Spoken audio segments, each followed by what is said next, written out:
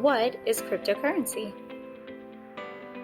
Cryptocurrency is the money of the future.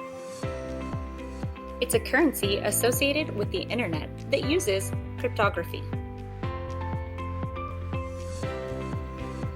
Cryptocurrency is a digital and global currency.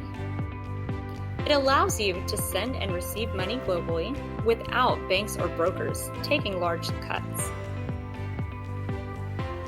Financial inequality is a growing problem around the globe. In fact, 1.7 billion people around the world do not have access to financial services. Still not convinced that cryptocurrencies are the better solution to our traditional government-based money? Check out the following.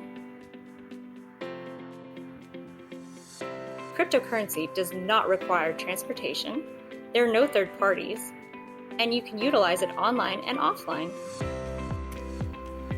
Crypto helps by decreasing corruption.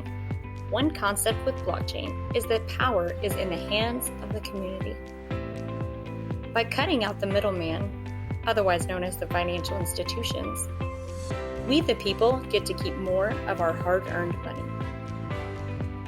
Believe it or not, more people have access to a mobile phone than to a bank.